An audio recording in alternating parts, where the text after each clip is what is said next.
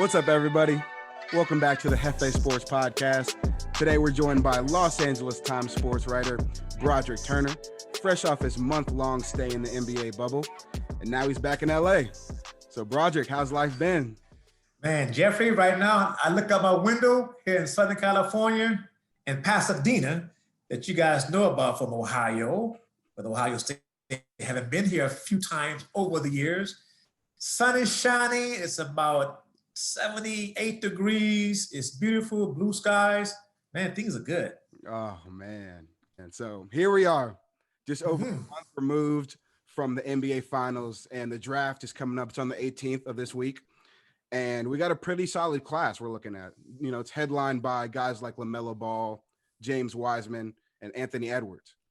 Now, right. Broderick, if you're the Minnesota Timberwolves and you have the first pick, who do you take and why? Man, that's a very, very tough question.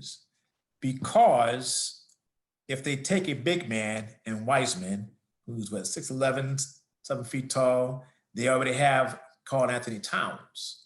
Do you want to play big and change the way the game is being played? Do you take LaMelo Ball, but you also have a guard in D'Angelo Russell, who's really good?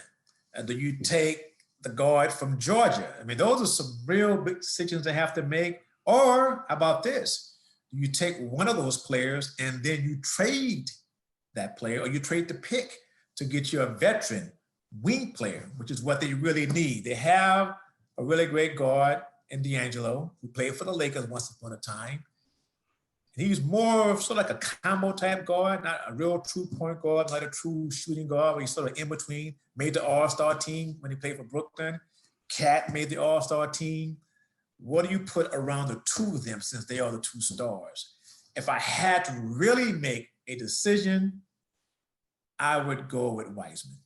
Because I think the two of them can play together. And he's still young. Cat is stepping out, shooting threes. He needs to improve his defense. But Wiseman, you know, you can never pass on a real good, big, athletic big man. I agree. And honestly, I would take Wiseman with the number one pick as well. Because you look at the Minnesota Timberwolves roster right now, they have a lot of young talent in the guard position. Wiseman is the only answer for them. Because why would you take LaMelo Ball? You know, he's a shooter. He's going to want to demand the ball a lot. So I think he's got to go to a team that maybe can use a dominant guard, like a Bulls team, maybe. But so I agree. I would take Wiseman with the number one pick. But there's some rumblings with this number two pick. I'm hearing the Warriors might shop it, might take LaMelo and then trade him somewhere else. Are you hearing anything like that?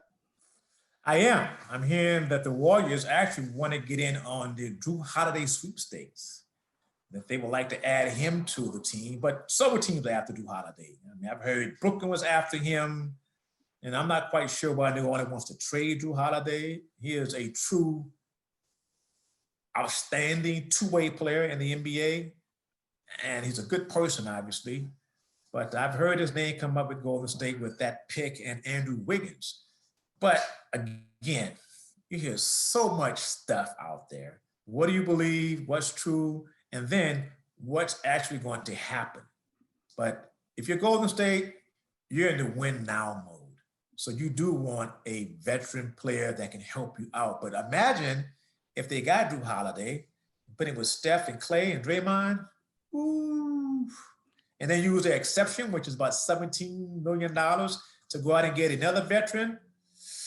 Ooh, the Warriors are back in the mix. Yep, that's a squad right there. That's scary. Yes, it is. Shoot. So you got the Warriors, and then it seems like everybody's really focused on the top three picks. Everybody thinks it's going to be LaMelo, Edwards, and Wiseman. Are you sold on them?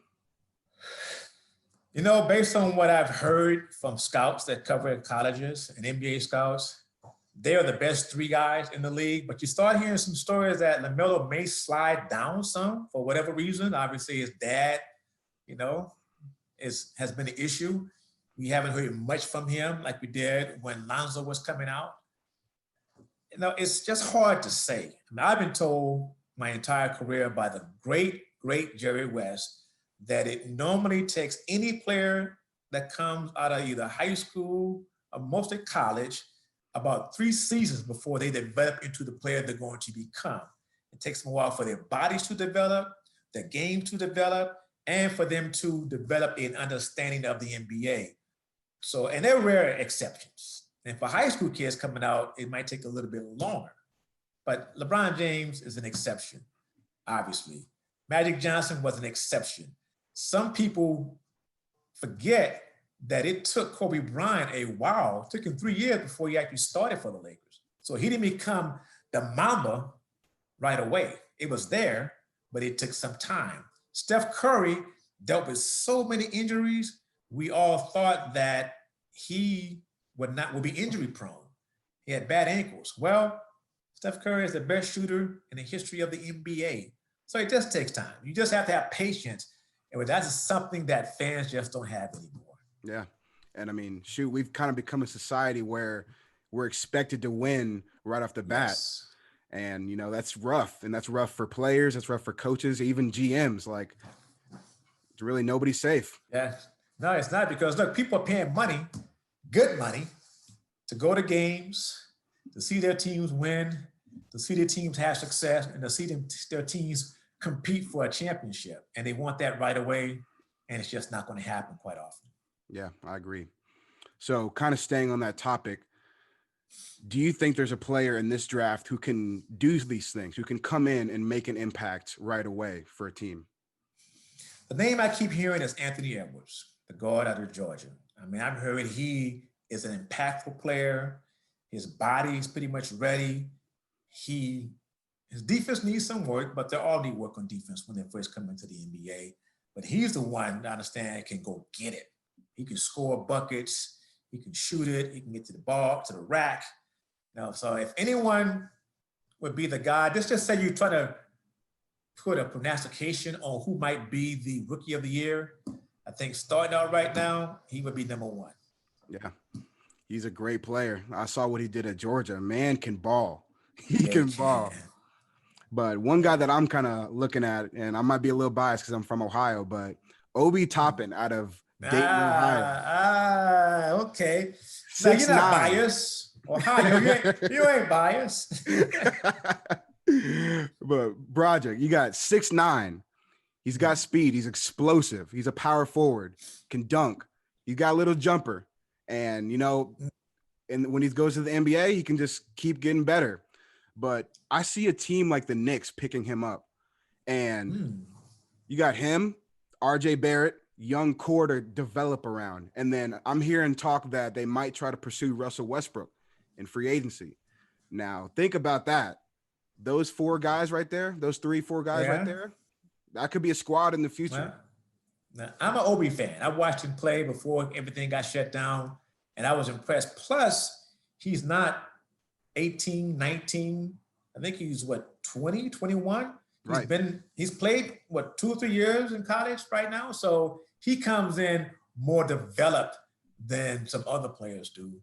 And his upside, the potential for him, but he is long, he is athletic, he blocks shots, and he will dunk on your head. And I like that one. That's a good one. Okay, Jeffrey, I see you. I had to do my homework. Yeah, okay. So kind of going off what I was saying, like I'm hearing some stuff about Russell Westbrook. Now, him and James Harden have both said that they're done with the Rockets. Where do you think Russ is going to go? Well, let's be accurate. We haven't heard them say it on the record. True. Very true. We've heard sources say it for them that they will want to go. Now, neither one has come out and said that's not true. So it leads us to believe that perhaps one wants out or both of them want out. Where they end up, man, the last thing we heard was obviously James Harden and the Brooklyn Nets. I just can't imagine James Harden, Kyrie Irving, and Kevin Durant playing together. The chemistry there would be, I would not want to be that coach. There's only one basketball. They all need it. They're all great with it. How do you make them play in a system? James Harden to Philadelphia, we've heard that come up because their old general manager is now in Philadelphia. Russell's name has come out with the Knicks, as you said. Russell's name is coming up, going to the moon, I think. He might go play up there. You just never know. I think his name came up down in Charlotte, playing for Michael Jordan's team. I think one of them will be traded. I don't know when. I don't know if it'll start. You can start trading players right now, here on Monday, officially. But I don't see both of them being there the entire season. Which one leaves, I don't know. I agree. And I agree with your point on the Brooklyn Nets. Like, for a first-year coach and Steve Nash, like, how is he going to rein in all these egos of these star players? Right. And you got James Harden, who is the 30-man dribble, step back, three-point shot every single game. Jeez. Like, what is KD going to do if he's, like, standing off to the side watching? And then you got Kyrie, Mr. Flat Earth. No, he's not going to go for that. He's not going for that. No. I just can't foresee that being a good threesome, because they're all too similar and they're all too needy with the basketball. And what makes them great is that they can have the ball and they can create for themselves and for others sometimes. So, Broderick, you're a Lakers and Clippers reporter. Let's talk about the Lakers real quick. So, what are the moves that you're expecting to see from them this offseason? Well, they just made one.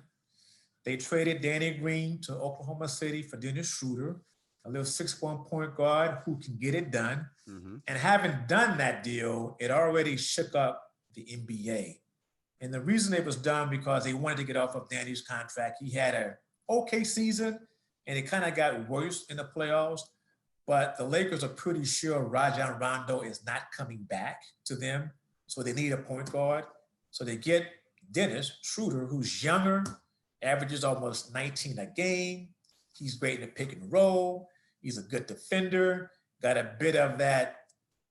Well, he can be an asshole. All right. He has that in him. Mm-hmm. He's tough. So that was their first move. That was a smart move, I think, by them. A very good move. What they do next going forward now is trying to obviously re-sign Anthony Davis. He decided to opt out of his contract, but we're pretty sure he will come back. You have Contavious Caldwell-Pope. He opted out. His situation is going to be fluid. I'm sure he wants to get a long-term deal. I don't know if the Lakers are willing to give him a long-term deal just yet. They'll negotiate with him. Avery Bradley has not decided whether he's going to opt out or not. So you have to think about what he wants to do. Then you have Markieff Morris, who's a free agent who wants to return. Dwight Howard is a free agent who they want back. So they have some things to look at and to do. But their first move, getting Dennis Schroeder from Oklahoma City, that was a good move. That was a good start. And I think going forward, the rest of the week, we'll see them do some things that Laker fans will be happy about. Mm-hmm. So kind of going off that, I'm hearing Rondo he's gone for sure. And I'm hearing the Clippers might pick him up. Now, is there any truth to that? The Clippers are interested. The thing with the Clippers is because they paid the tax, they only have about $5 million to offer Rondo. And my understanding is he's looking for a longer deal. And there's one that's out there with the Atlanta Hawks that perhaps they may make him an offer. He'll go there on a 2-year deal for X amount of dollars. He'll take that and he will be a mentor for Trae Young.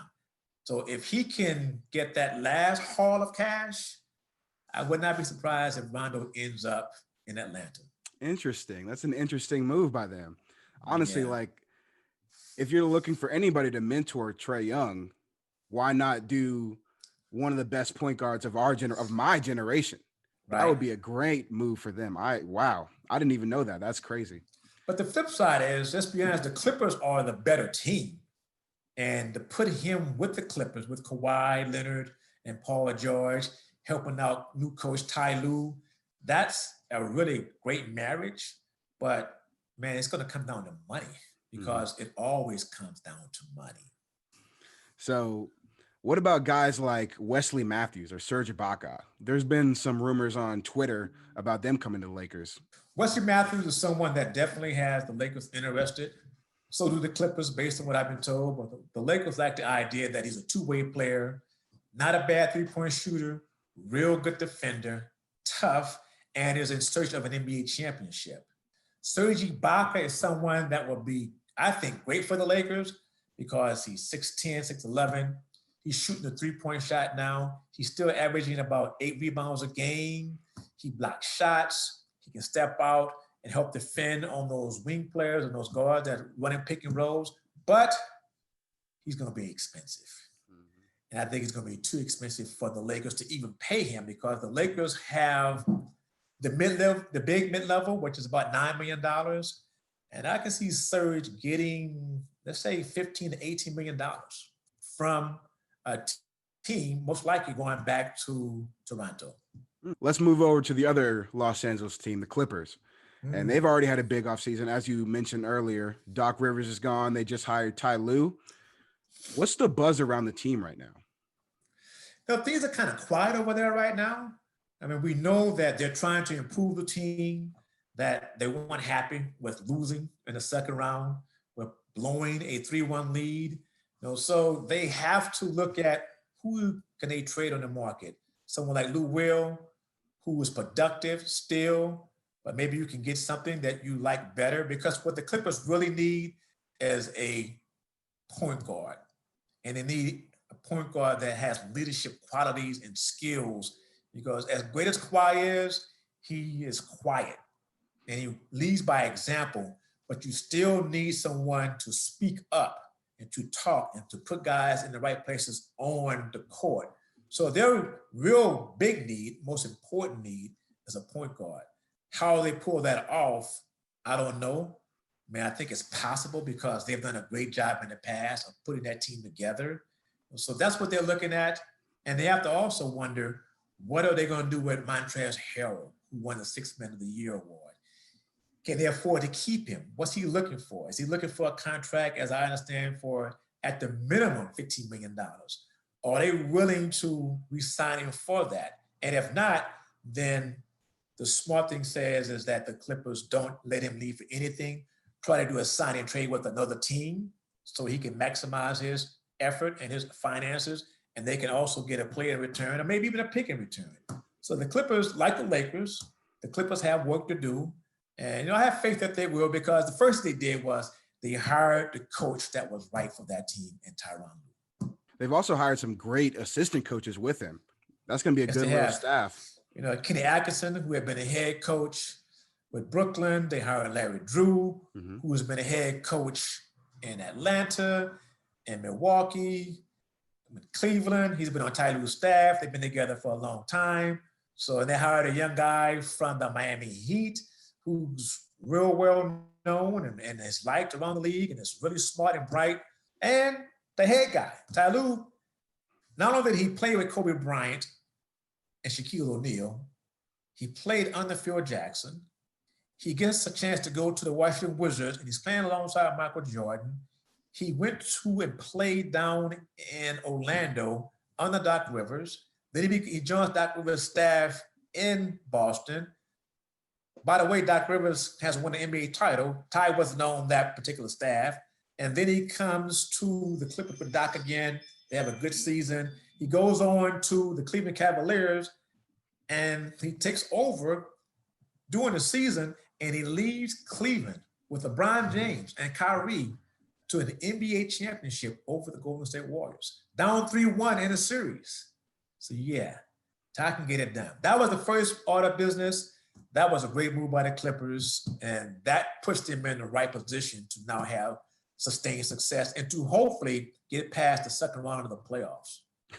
We'll see. Maybe for the first time in history. Let's see it. Would be. So the season is about to start. It starts on December 22nd. And it seems like the league isn't wasting any time getting to the start of the season. How is this for you? Like, have you seen any difficulties in your current position? And how have you gotten over just everything COVID and everything that's going on? I haven't. None of us have, because obviously we still don't have vaccination for it. But the thing is now it's trying to really figure out through the league and all the teams, from the Lakers, Clippers, Golden State, the Knicks, whoever you are, will there be fans at the games? I'm not sure about that yet. The league isn't sure about that yet. Here in LA, in California, everything has gotten worse, like it has across the country. And our governor, Newsom, is not allowing more gatherings, I think, of 50 people, and that might decline even more. So if that's the case, the California teams, the Lakers, Clippers, Golden State, and Sacramento, I'm thinking they won't have any fans at their games. But say you go to Texas and you play San Antonio, or Dallas, or Houston, and they're allowed to have an arena that's, let's just say 25% full, and they're spread out, they would have fans at their games. And you can feel a little difference there, and is that fair or unfair? Well, that's just the way it is. That's the way it would be if that's the case. I don't know yet. We're still waiting to hear from the league office, and they're trying to put protocols in place. And we hopefully think the media will be at those games, but I don't think we'll be at the same seating area we were in the past. We'll be sitting up a little bit higher, and that's fine. We'll be spaced out. And will they make the media, or will they make referees, whoever it is, get tested? This is different from the bubble, where players got tested every single day, where the media, referees, personnel people, whoever was in the bubble got tested every day. I was in what was called tier 2, so I was in section 200. When I first got there for the conference finals, I was tested twice a week. When the NBA's finals started, I was tested every day. And it's not a tough test, and it turned around in a matter of 24 hours. But I don't know where those things stand just yet. I'm like you, Jeffrey, waiting to find out. That'll be interesting. I really don't know if we can get a full season without outbreaks, especially during this pandemic, when this is a time where everything's going to spike. Everybody keeps telling me about the winter spike that's coming. Now, I don't know what you think, but I don't think that we can get a full season in without missing some games. Well, that's the curious thing. I mean, NFL, they've found a way to get their season in so far, but at the same time, they play once a week. And they've had guys on their COVID-19 list where they haven't played, or they have practice and guys to shut down the buildings. Everything's done via Zoom. In the NBA, you play anywhere from 3 to 4 games a week. So if a star comes down with it, then you start doing the contract tracing, and he's been around 2 teammates, 3 teammates, however many there is. Will the league now increase the rosters from 15 to 17 to maybe even 19 players on the roster? Those things are still being discussed. And you're right, Jeffrey. I think it's impossible, and it would be wrong for anyone to think that some player or players will not test positive. It's going to happen. I don't know how it can happen. Just because you go home, you go to the grocery store, you go wherever you go, you can have a positive test. So to avoid it altogether, like they did during the finals, during the playoffs, in the bubble, I don't expect that to happen. What happens going forward if you have to postpone a game? Will those games be moved around? Now, I don't know, but it's a challenge. The NBA is up for it, and I'll be running the chronicle, whatever they do. Mm-hmm. That'll be interesting. I cannot wait to see what that's going to be like, because 72 games, it's a long season. I know. But we'll see. So before I let you go, last time we talked, you were telling me about some time where some player, like 7 foot, like big, they call him the Big Diesel. And you said that he lifted you over his head. He did. Can you please tell that story again? Man, Jeffrey, we were, I want to say, in Salt Lake City, I think. And I don't know if it's because I wrote something he didn't like. How he would know, I don't know, because he doesn't read anything we write anyway. But so we were kind of talking fast back and forth, and he got close enough where he grabbed me. And he grabbed me. I mean, the dude was huge. And the next thing I know, he has me, my butt is in his hand, and he's doing like this, lifting me up over his head. And all I say to myself is, yo, man, big fella, just don't drop me, man. And he's calling me a bunch of names. And the killer part was that his teammates were like, yeah, drop him, Shaq, drop him, Shaq. But the part that got me the most was Phil Jackson laughing. Ha, he's got you. Like, Phil, this is not funny.